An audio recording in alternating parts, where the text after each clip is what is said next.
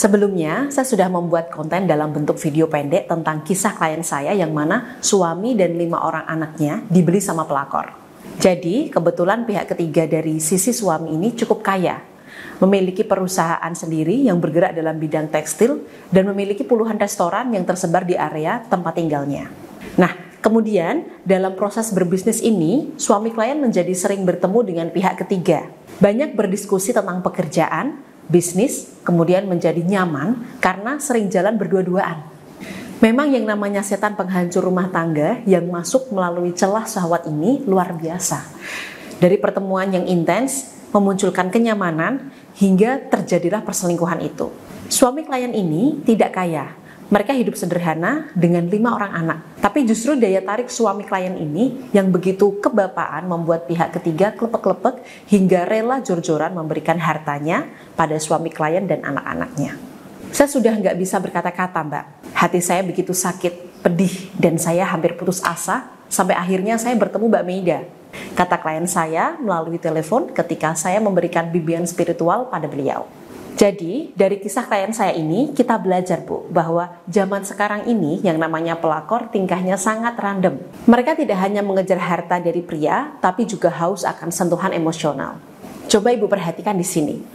Wanita ketiga di sini, seorang pengusaha sukses, memiliki segalanya dalam hal finansial.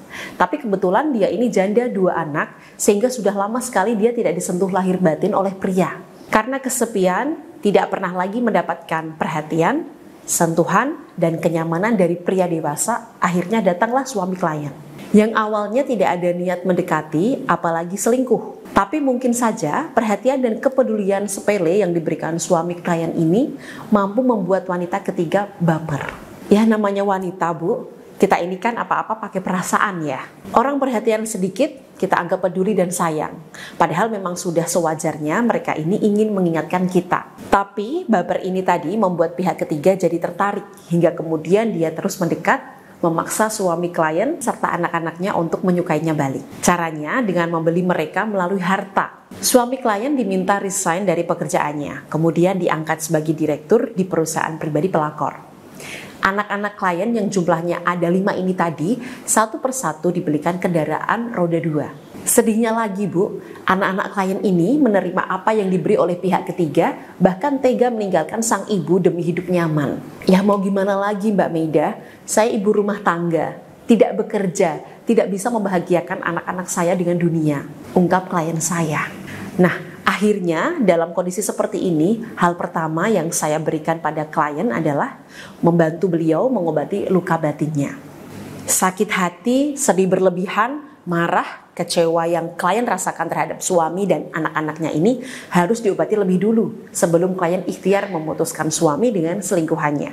Karena dalam kondisi tubuh lahir batin sedih dan tak berdaya, kita kehilangan konsentrasi dan semangat dalam mencari solusi maupun berdoa. Ibaratnya seperti ketika kita akan mengecat tembok. Tembok lama kita menggelembung dan sangat kotor.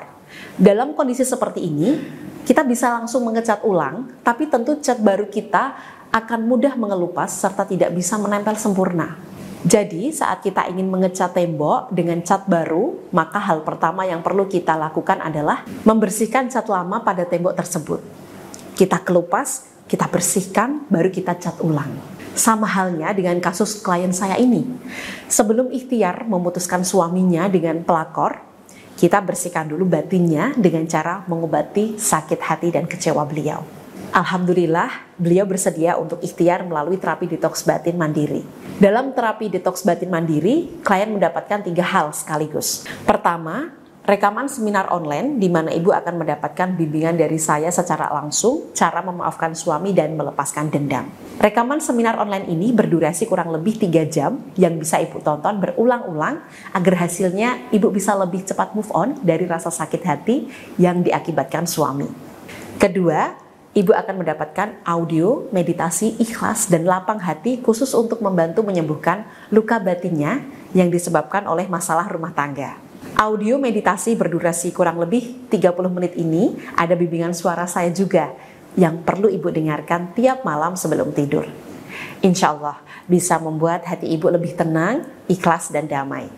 Ibarat obat harus dikonsumsi tiap malam dengan dosis yang tepat agar sembuhnya bisa merata serta lebih cepat.